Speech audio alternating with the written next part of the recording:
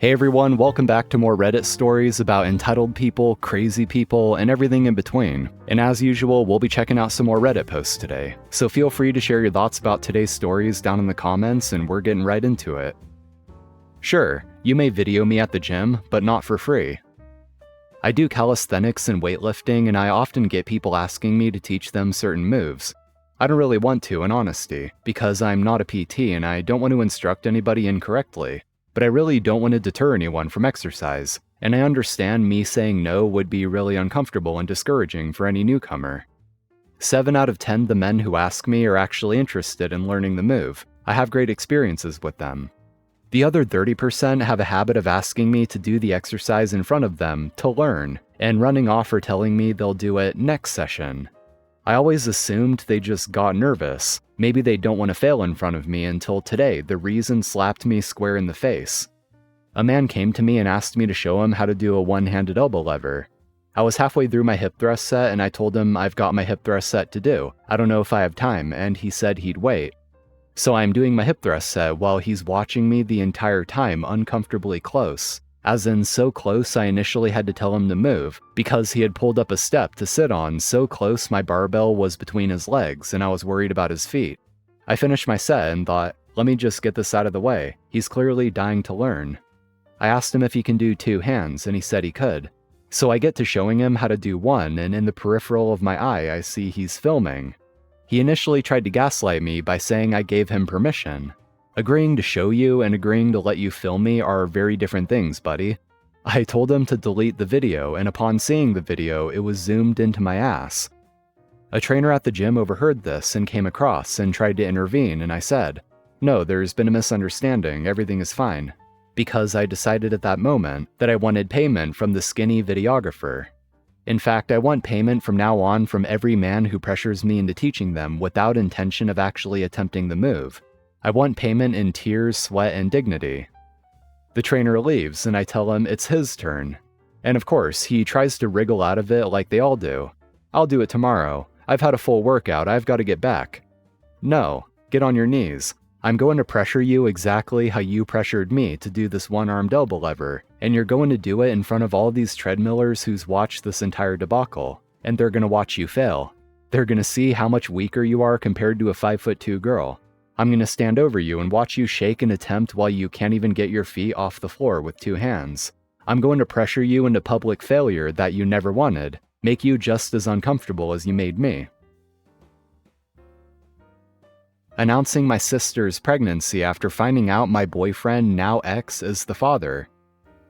I, 19 female, was with my ex-boyfriend, 19, until a couple of weeks ago, when I found out he got my sister, 18, pregnant. I heard them talking about it and my sister was freaking out over it because she knew I would be done with her if I found out. So I held it all in and waited until we were with all our family and announced the news to everyone there. My boyfriend ran once he realized I was going to break up with him, and my sister freaked out and broke down and started begging me not to hate her and saying she made a mistake and she would abort the pregnancy and we could get back to the way we were. She had been living with me since April because her and our parents were not getting along. We were supposed to be moving somewhere bigger in a few weeks, and I told her that was not happening anymore, and since that day I've been staying at my friend's place. Now she can't afford to live in the apartment without me, and I refuse to live with her again or have a relationship with her, and my parents won't let her move back in either. My ex is gone and he's refusing to have anything to do with the mess he is equally responsible for, and so she's on her own. She was trying to make amends so we'd be back to normal, but I didn't even acknowledge her attempts. I'm not sure where she's staying, but one of our aunts told me I was disgusting to do that to someone as young as her, and I've ruined her life. I told my aunt to pick up the pieces and leave me alone because I don't care anymore. I said she had it coming when she started sleeping with my ex. My aunt said letting a guy come between us was nasty business, and she asked me if I could live with myself if she ends up having the baby and they end up on the streets. I told her it's nothing to do with me. Yeah, just another case of family members taking the moral high ground and telling someone, "Oh, why won't you do this for this person? You're so heartless." Okay, then why don't you do it? "Oh, well, I just can't because this, and that." They're quick to tell people how horrible they are for not doing something, but don't want to do it themselves. And it's not like OP is responsible for her sister's housing. She just decided she doesn't want to live with her sister anymore because she slept with her boyfriend, which I think is fair enough grounds to decide you just want to get your own place and not live with them anymore. Towing my roommate's boyfriend from my paid parking spot. I am 31 female and I share a 2-bedroom apartment with a 27 female roommate. Our building has a few parking spaces that are reserved for tenants, which I pay an extra $180 a month for, because I work late shifts and don't want to have to look for a place to park on the street at 1 a.m. When she moved in, I made it very clear that my parking space is mine, and that the lease contains a rule about towing unauthorized cars in paid-for tenant spots, and she told me that she understood.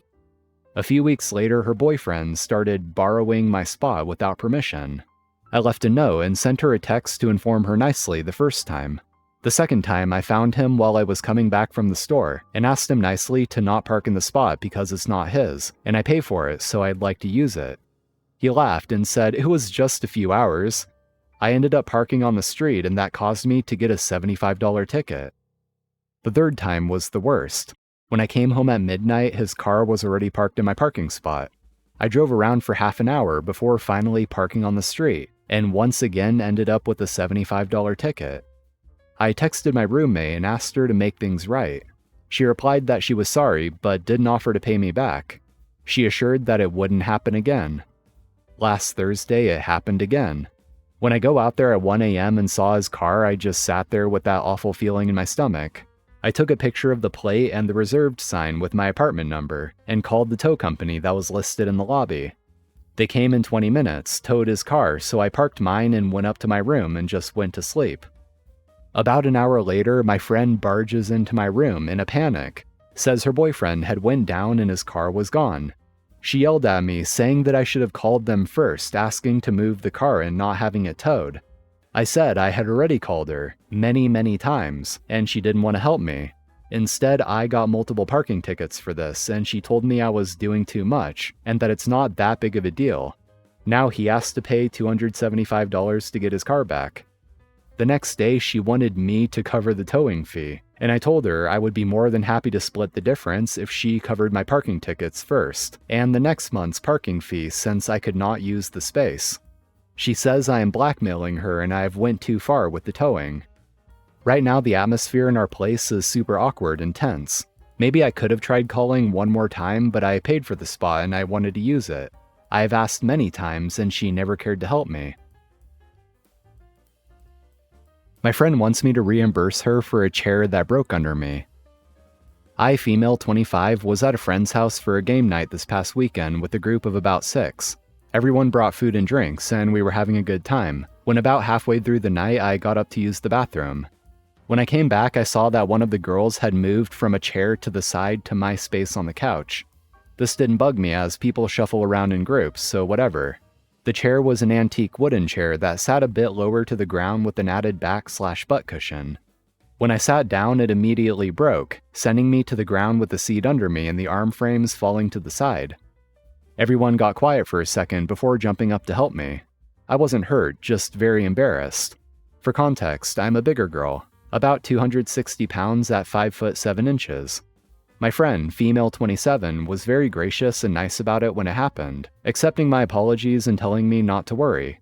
Her boyfriend, 29, said that the chair was his grandmother's, and it has fallen apart before and he was able to repair it. I was ushered back to the couch and game night continued. Fast forward to the next morning.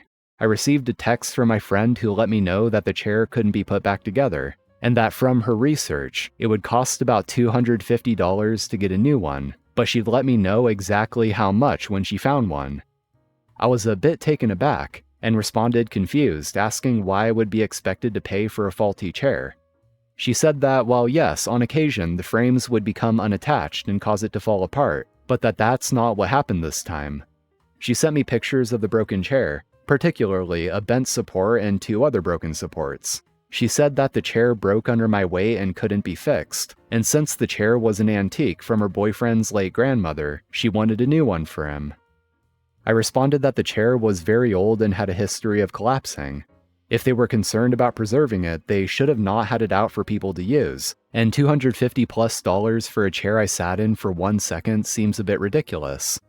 At this point, she seemingly got frustrated and said that she loves me, but that I'm her, quote, biggest friend, and that it wouldn't have happened to anyone else.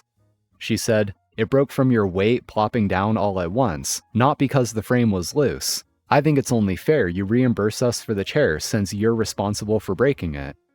I'm still figuring out how to respond. I don't want to pay her for something I don't see as being completely my fault. I also think that she's using the scenario to shame me about my weight a bit, which I find frustrating.